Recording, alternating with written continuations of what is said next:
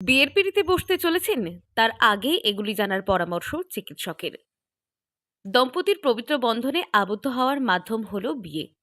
বিয়ের মাধ্যমে দুজন মানুষ শুধু একে অপরের সঙ্গে এক ছাদের তলায় বসবাসই করে না, বরং তাদের মধ্যে আত্মার সম্পর্কেরও সৃষ্টি হয়। আবার দাম্পত্যের বিভিন্ন কারণে সমস্যার সৃষ্টি হতে পারে, তবে অনেক ক্ষেত্রেই দেখা যায় শারীরিক বিভিন্ন সমস্যার কারণেও সম্পর্কে ফাটল ধরে। বিয়ে করাটা একটু সহজ ব্যাপার মনে হলেও বিয়ের আগে বর কনের কিছু বিষয়ে সাম্যক জ্ঞান থাকা অত্যন্ত জরুরি। সুখী গৃহকোণের জন্য কি কি আবশ্যক তা নিয়ে পরামর্শ দিলেন বসিরহাট স্বাস্থ্য জেলার স্বাস্থ্য আধিকারিক চিকিৎসক শ্যামল কুমার বিশ্বাস।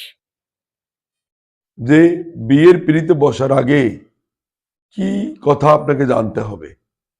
আপনি ছেলে হন বা মেয়ে হন, আপনাকে কোন বিষয়গুলো জেনে তবে বিজ্ঞানসম্মতভাবে আপনার বিয়ের পিঁড়িতে বসা ঠিক। সায়েন্স কি বলছে, একটা ছেলে একটা মেয়ের বিয়ের বয়সে পার্থক্য কত হওয়া উচিত। একটা 14 বছরের ছেলের একই ম্যাচুরিটি, অর্থাৎ মেয়েরা একটু আগে ম্যাচিউরড হয়। এবং এটাও বলে রাখি, মেয়েদের যে বয়স, সে বয়সের সেক্সুয়াল ডিজায়ার বা সেক্সুয়াল যে তার এগারনেস, একটা মেয়ের 20 থেকে 35 বছর এই সময় হচ্ছে টপ থাকে, সব থেকে বেশি থাকে। ঠিক ছেলেদেরও সেক্সুয়াল একটা ডিজায়ারনেসের বয়স আছে, সেটা হচ্ছে 35 থেকে 50। তাহলে এই যে বয়সের পার্থক্য সেক্সুয়াল ডিজায়ারনেসের ক্ষেত্রে, এখানেই বলে দেওয়া যায় বয়সের একটা পার্থক্য থাকা জরুরি। তাহলে আবার ম্যাচুরিটির দিক থেকে দেখুন, একটা মেয়ে ম্যাচিউরড হচ্ছে 12 বছর বয়সে, আবার একই ম্যাচুরিটি পাচ্ছে একটা ছেলে 14 বছর বয়সে। তাহলে এই বয়সের পার্থক্যটা কত হওয়া উচিত? বিজ্ঞান সায়েন্স তারা বলেছে এই বয়সের পার্থক্যটা মিনিমাম 4 থেকে 5 বছর হওয়া উচিত। তা না হলে দেখা যাবে এই পার্থক্যটা যদি না থাকে, দুজন যদি সমবয়স্ক হয়, তাহলে একটা সময় গিয়ে বিপত্তি ঘটবে। সেটা হচ্ছে দেখা যাবে ছেলেটার ডিজায়ারনেস 20 থেকে 35 মেয়েদের ক্ষেত্রে যে টপ সেক্সুয়াল পিরিয়ড, এবং ছেলেদের ক্ষেত্রে যে টপ সেক্সুয়াল পিরিয়ড হচ্ছে 35 থেকে 50।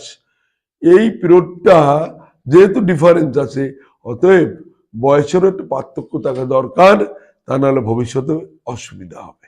আবার মনের দিক দিয়ে বলতে গেলে বলতে হয় যে বিয়েটা তো শুধু শারীরিক সম্পর্ক নয়, এটা তো মনেরও মিল। এবার সব সময় প্রত্যেকটা মেয়ে প্রত্যেকটা ছেলে ইউনিক, প্রত্যেকে আলাদা।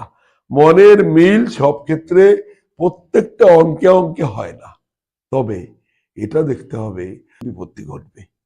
দ্বিতীয়ত যেটা আমি বলবো সেটা হচ্ছে ফার্টাইল পিরিয়ড। বিয়ের পিরিয়ডে বসার আগে মেয়েদের ফার্টাইল পিরিয়ড নিয়ে একটা সম্যক ধারণা থাকতে হবে। দুটো ভ্যাকসিন নিয়ে আপনাদের বলবো, এই দুটো ভ্যাকসিন দেওয়াটা খুব জরুরি। কি ভ্যাকসিন?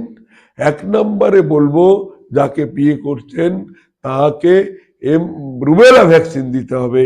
আমরা বর্তমানে এমআর ভ্যাকসিন নামেও পাওয়া যায়। কেন দেব?